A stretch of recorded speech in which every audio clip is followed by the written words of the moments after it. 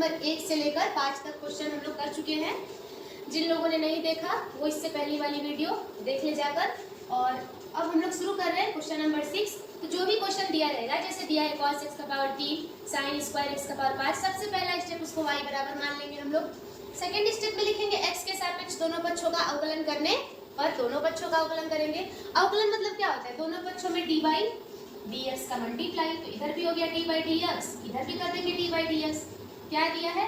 cos x का power 3 sin square x का power 5। यहाँ देखिए, एक फलन ये, एक फलन ये, मतलब दो फलन, मतलब फलनों का गुणनफल। फलनों का अगर गुणनफल हो तो फार्मूला हम लोग को पता होना चाहिए कि क्या होता है। dy dx बराबर पहला फलन दूसरे का डिफरेंशिएशन और उसके बाद प्लस दूसरा फलन पहले का डिफरेंशिएशन। जिन लोगों को ये फार्मूला नहीं पता है वो लोग ये फार्मूला लिख ले, यही फार्मूला इस क्वेश्चन में अप्लाई होगा। पहला गुणते दूसरे का अवकलन प्लस दूसरा फलन गुणते पहले का अवकलन।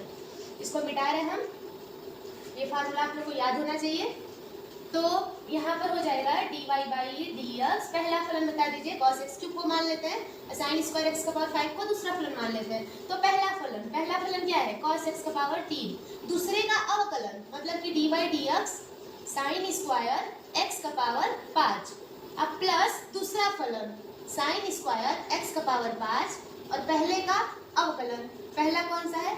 cos x का पावर 3। dy dx बराबर cos x का पावर 3। यहाँ पर हमको अवकलन करना है, किसका अवकलन करना है? sin स्क्वायर x का पावर 5 का। कैसे करेंगे अवकलन? x का पावर 5 तो sin का एंगल है, तो उसको भी हम वैसे ही रहने देंगे। पहले हम लोग करेंगे sin स्क्वायर, तो ये पावर है, मतलब यहाँ पर हम कौन सा फार्मूला लगाएंगे? y बराबर x का पावर n। ठीक है, फार्मूला क्या होता है? nx का पावर n माइनस 1। तो यहाँ पर पावर कहाँ आ जाएगा? आगे, मतलब कि साइन x का पावर 5 को हम पूरा क्या मान रहे हैं? x मान रहे हैं। इतने को क्या मान रहे हैं? x मान रहे हैं। और x का पावर कितना? 2। ठीक है ना? तो अब यहाँ पर ये देखिए पावर कहाँ आ जाता है? आगे, तो ये हो जाएगा 2 साइन x का पावर 5 और 2 में से 1 घटाएंगे तो 1 ही बचेगा। मतलब कि x स्क्वायर का अवकलन क्या होता है? 2x का पावर 2 माइनस 1 ही ना होता है, तो 2 में से 1 गया, 1 ही बचेगा, तो 1 को लिखना कोई जरूरी नहीं है। लेकिन एक बात कि जिसको हम x माने हैं उसका हमको अवकलन दोबारा करना पड़ेगा। तो dy dx किसको हम x माने थे? कोई बताएगा? साइन x के पावर 5 को, तो इसका अवकलन हम एक बार और करेंगे। ठीक है, आगे बढ़ते हैं। साइन स्क्वायर x का power 5 into cos x cube का अवकलन, cos x क्यूब का। अब यहाँ पर आप लोग बताइए कि dy dx cos x cube क्या होगा? cos x का मतलब कि cos x क्यूब है। ठीक है, इसको हम लोग मान रहे हैं x, इस पूरे को क्या मान रहे हैं? x क्यूब को x मान रहे हैं। तो cos x का अवकलन क्या हो जाएगा? माइनस का साइन x क्यूब को क्या मान ले रहे हैं हम? x मान ले रहे हैं, तो cos x हो जाएगा। और cos x का अवकलन क्या होता है? माइनस का साइन x, माइनस का साइन x। लेकिन अगर इसको हम x माने हैं तो इसका अवकलन हमें क्या करना पड़ेगा? दोबारा करना पड़ेगा, dy dx x का पावर 3। आते हैं आगे हम लोग, dy dx cos x का पावर 3 2 साइन x का पावर 5। यहाँ पर अब x के पावर 5 को x मानेंगे तो साइन x का अवकलन क्या हो जाएगा? ये देखिए लोग ना कि हमारे पास फार्मूला किस चीज़ का है? साइन x का है, और यहाँ पर क्या दिया है? साइन x का पावर 5, मतलब कि अगर हम इस x के पावर 5 को x मान ले तो हमारे पास फार्मूला अवेलेबल है साइन x का। साइन x का फार्मूला क्या होता है? cos x। तो अभी हम लोग जिसको x माने हैं उसका फिर से अवकलन करना पड़ेगा, मतलब कि dy dx x का पावर 5। इसको उतार देते हैं हम लोग, प्लस माइनस क्या हो जाएगा? माइनस साइन स्क्वायर x का पावर 5 साइन x क्यूब और x का पावर 3 का अवकलन, पावर आगे आ जाएगा 3x 3 माइनस 1 2 हो जाएगा। आगे आते हैं हम लोग, dy dx cos x का पावर 3 2 साइन x का पावर 5 cos x का पावर 5 और x का पावर 5 का अवकलन क्या होगा? 5 आ जाएगा आगे और ऊपर हो जाएगा 5 माइनस 1 4 हो जाएगा, और माइनस साइन स्क्वायर x का पावर 5 इंटू साइन x का पावर 3 और यहाँ पर हो गया आप लोग का 3 में से गया 2। ध्यान दे लोग, लास्ट स्टेप यहाँ पर हो जाएगा। देखिए लोग, 2 5 10 2 5 10 cos x cube sine x का पावर 5 कॉस एक्स का पावर 5, यहाँ पर ये केवल x का पावर है, cos x का पावर 5, और यहाँ पर आपका बचेगा x का power 4 minus sine square x का पावर 5 साइन x क्यूब, और ये हो गया 3x स्क्वायर। ये रहा आप लोग का, 3 को आप लोग आगे भी लिख सकते हैं यहाँ पर, 3x स्क्वायर आंसर। तो चलिए चलते हैं क्वेश्चन नंबर 7 पर। दिया है y equal to 2 under root में cot x स्क्वायर। तो करते हैं, सबसे पहले लिख लीजिएगा आप लोग कि x के सापेक्ष दोनों पक्षों का, x के सापेक्ष दोनों पक्षों का अवकलन करने पर, अवकलन मतलब दोनों पक्षों में d बाई डी एक्स, इधर भी d by D x, 2 under root में cot x स्क्वायर, ये हो जाएगा आप लोग का dy बाई डी एक्स। ये दो है ना, इसको बाहर निकाल देते हैं क्योंकि दो तो अचर है। अवकलन किसका होगा, d by D x under root में कॉट एक्स स्क्वायर। क्या अंडर रूट को हम लिख सकते हैं होल का पावर 1/2? कैसे? क्योंकि अगर अंडर रूट में x है ना तो इसका मतलब होता है x का पावर 1/2। अंडर रूट में अगर z है तो z का पावर 1/2। अंडर रूट में अगर राम दिया है तो राम का पावर 1/2। ठीक है, तो अब हम अवकलन करेंगे dy बाई डी एक्स, 2 को 2 लिख देते हैं। यहाँ पर देखिए ये हो गया पूरा का पूरा, इसको मान लेते हैं x, क्योंकि x का पावर n का फार्मूला पता है हमको, x का पावर n का अवकलन क्या होता है, nx का पावर n माइनस 1। तो 1/2 कहाँ आ जाएगा, आगे आ जाएगा, और इसको हम x मान रहे हैं, तो 1/2 cot x स्क्वायर का पावर हो जाएगा 1/2 माइनस 1। ठीक है, 1/2 माइनस 1, और जिसको माने हैं उसका अवकलन दोबारा करना पड़ेगा। तो किसको माने थे, cot x स्क्वायर को, इसका अवकलन हमको दोबारा करना पड़ेगा, dy बाई डी एक्स, 2 से 2 खत्म। और यहाँ पर क्या हो जाएगा आप लोग का, अगर एक में से 1/2 जाएगा तो cot x स्क्वायर कितना पावर बचेगा, माइनस 1/2 बचेगा। ठीक है, यहाँ पर देखिए cot x स्क्वायर, तो cot x का फार्मूला पता है लेकिन x स्क्वायर का फार्मूला नहीं पता है, तो x स्क्वायर को मान लेते हैं हम लोग, x स्क्वायर को मान लेते हैं x। तो cot x का फार्मूला क्या होता है, d by D x, cot x का अवकलन होता है माइनस कोसेक स्क्वायर x, और x स्क्वायर अगर मान रहे हैं तो x स्क्वायर का अवकलन हमें दोबारा करना पड़ेगा। तो cot x का अवकलन क्या होगा, minus cosec square x square, x square था तो x स्क्वायर हो गया, और जिसको माने हैं उसका दोबारा करना पड़ेगा। इसका दोबारा करना पड़ेगा x स्क्वायर का, तो D by D x x square. यहाँ पर हो जाएगा आप लोग का dy बाई डी एक्स। यहाँ पर एक चीज़ ध्यान देना आप लोग, माइनस 1/2 है, अगर इसको हम डिनोमिनेटर में भेज दे तो क्या ये हो जाएगा cot x स्क्वायर का होल का पावर प्लस 1/2? बताइए आप लोग, माइनस 1/2 नीचे गया तो प्लस 1/2, और प्लस 1/2 का मतलब क्या होता है, अंडर रूट होता है। क्या होता है, अंडर रूट। तो क्या हम इसको ऐसे लिख सकते हैं, बिल्कुल लिख सकते हैं।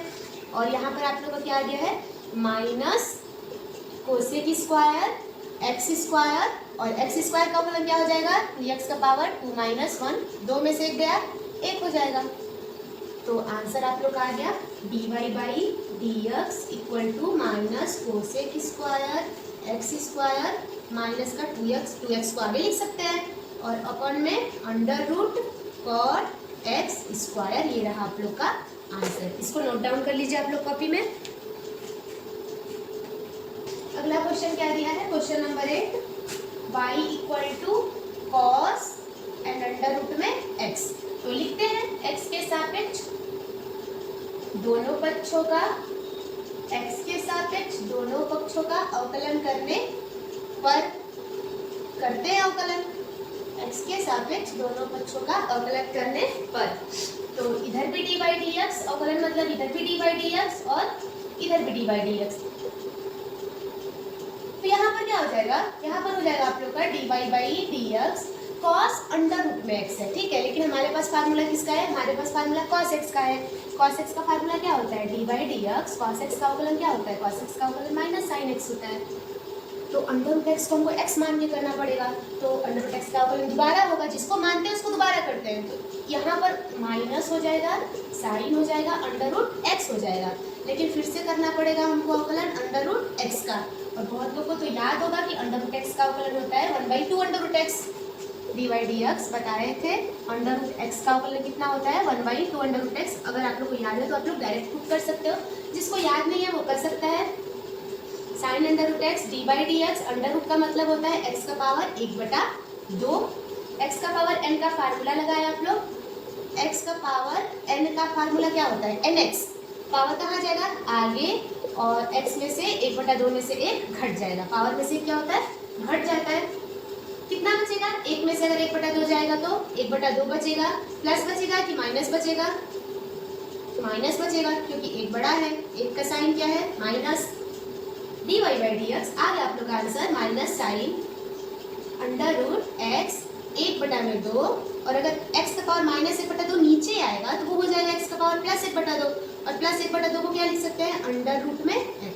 आ गया आप लोग का 1/2 under root x, 1/2 under root x। ये रहा आप लोग का आंसर।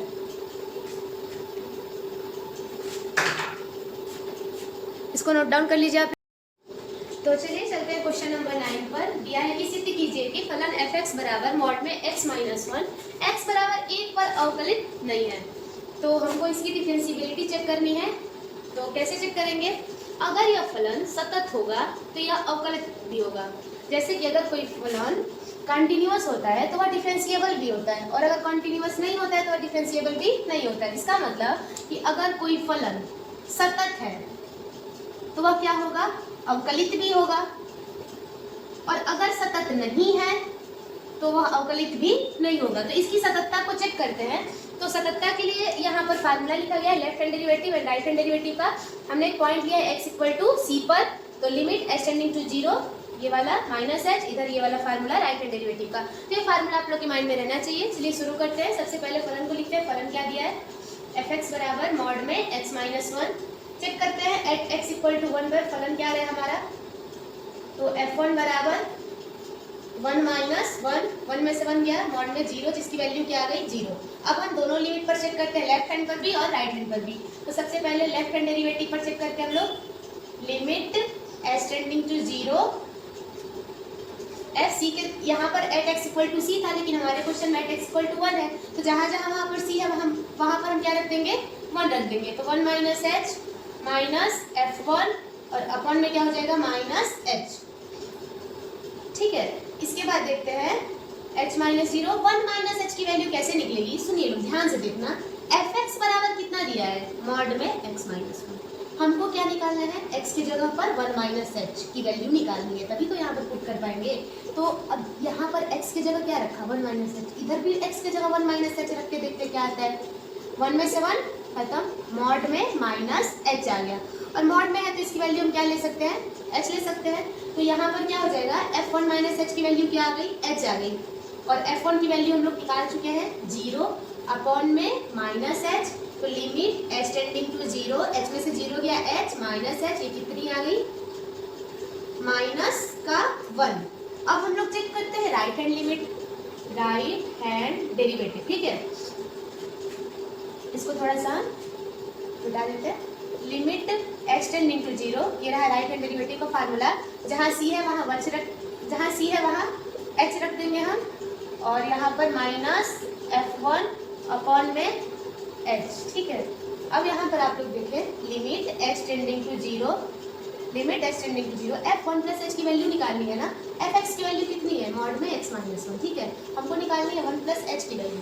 यहाँ पर x की जगह पे क्या रख देंगे 1 + h, 1 से 1 कट गया मॉड में h, जिसकी वैल्यू क्या आएगी h आएगी। तो यहाँ पर इसकी वैल्यू कितनी आ गई h, माइनस f1 की वैल्यू निकाल चुके हम लोग 0 अपॉन में h, कितनी आ जाएगी limit h tending to 0 h upon h। h से h कट गया, कितना आ गया। क्या दोनों साइड बराबर आया है नहीं आया है। इसका मतलब कि left hand derivative does not equal to right hand derivative. अतः x बराबर 1 पर f(x) मतलब हमारा फलन अवकलित नहीं है।